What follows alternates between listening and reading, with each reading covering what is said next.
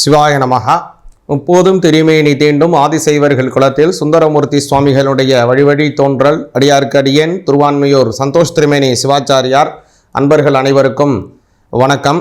நம்ம முக்கியமாக இந்த பதிவில் நவம்பர் மாதம் 2025 உண்டான பலன்களை கொஞ்சம் விரிவாக பார்ப்போங்க. அதாவது முக்கியமாக சொல்லணும் அப்படின்னா, பொதுவாகவே உங்களுடைய வாழ்க்கையில் கடன் சம்பந்தப்பட்ட தொல்லைகள் இருக்கா, அல்லது உடல் வியாதிகள் சம்பந்தப்பட்ட உபாதைகள் இருக்கா, அல்லது உங்களுடைய ஜாதகத்தில் சூரியன் மறைவு ஸ்தானத்தில் இருக்காரு, அல்லது நீச்சஸ்தானத்தில் இருக்காரு, அல்லது 6, 8, 12 இந்த மாதிரியான ஒரு மறைவு ஸ்தானத்தில் பலன் கொடுக்கக்கூடிய இடத்துல சூரியன் போய் மறைஞ்சிருக்காரு. அப்போ உங்களுடைய ஜாதக ரீதியாக என்ன பண்ணணும், அதுக்கு என்ன செய்யணும் அப்படிங்கிற விஷயங்களையும், அதே போல் உடல் வியாதிகள், கடன், அதே மாதிரி அது கடுமையான வேலை உழைப்புகள், இதன் மன சொற்ப வருமானம், இது எல்லாம் 6ஆம் பாவத்தை சம்பந்தப்பட்ட விஷயங்கள். இது எல்லாமே இந்த மாதிரி உங்களுடைய ஜாதகத்தில் இருக்குது அப்படின்னா அதற்கு என்ன பண்ணணும் அப்படிங்கிறதையும் இந்த வீடியோலேயே நான் உங்களுக்கு சொல்கிறேன், தெளிவாக சொல்கிறேன். இந்த வீடியோ முழுமையாக பாருங்கள்.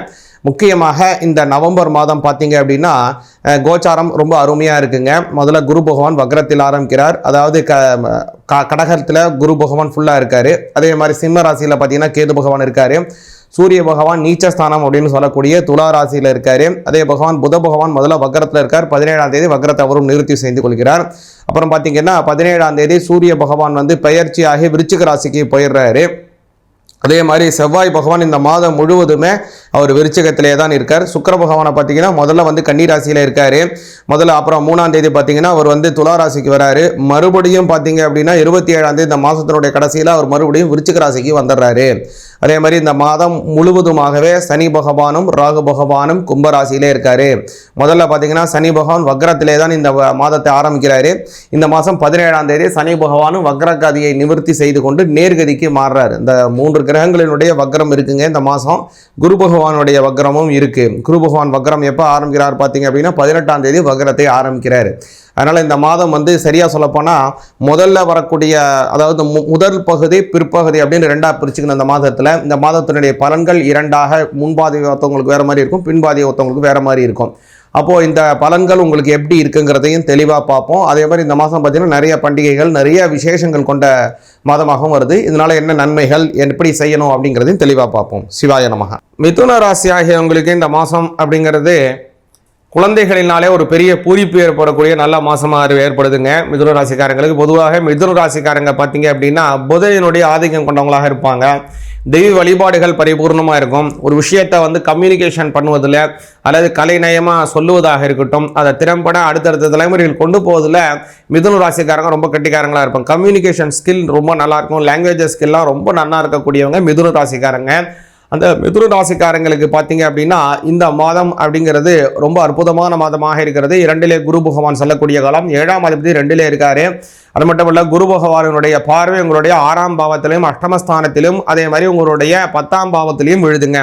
இது அற்புதமான பலன்களை மிதுன ராசிக்காரங்களுக்கு இருக்கு. ரொம்ப ஒரு 2 வருடத்திற்கு முன்னாடி இருந்தக்கூடிய சில கஷ்டங்கள் இதெல்லாம் கொஞ்சம் கொஞ்சமாக இப்போ தான் மாறி வந்துட்டு இருக்கு மிதுன ராசிக்காரங்களுக்கு.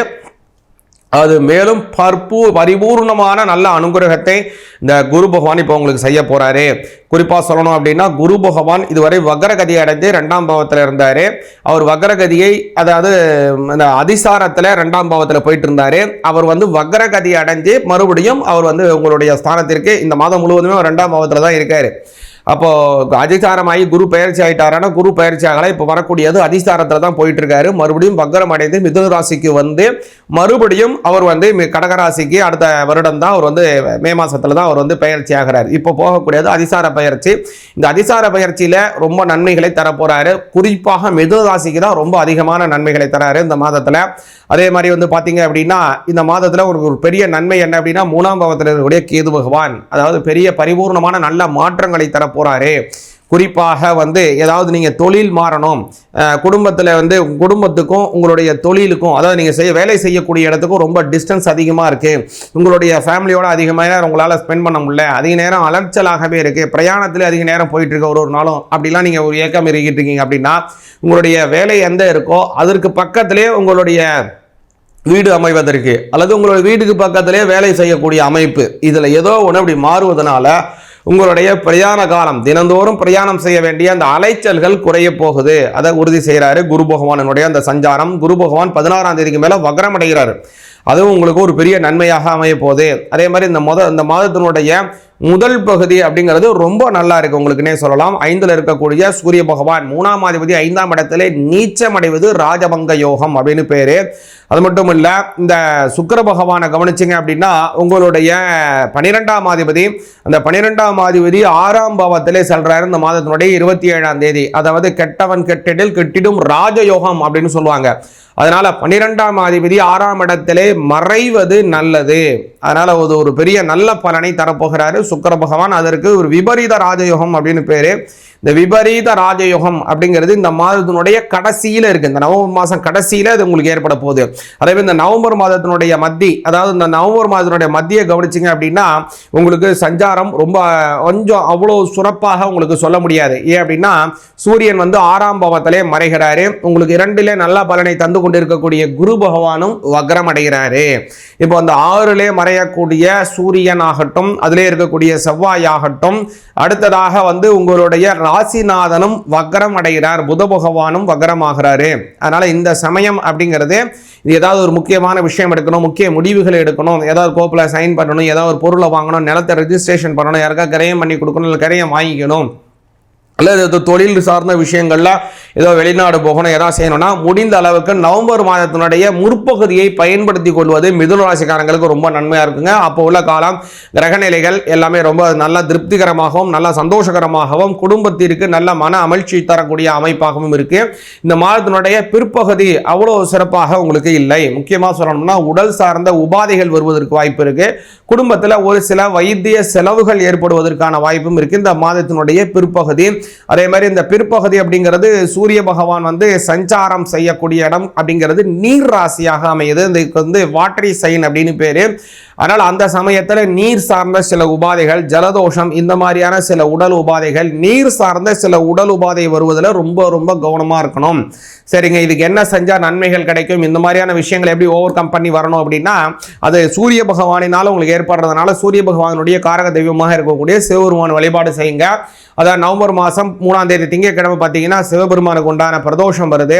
அதுமாதிரி நவம்பர் மாதம் 17ஆம் தேதியும் சிவபெருமானுக்கு உண்டான பிரதோஷம். இந்த 2 பிரதோஷமே திங்கட்கிழமையில வரக்கூடிய சோம பிரதோஷம். இது முன்னாடியே சொன்னேன் உங்கள்கிட்ட.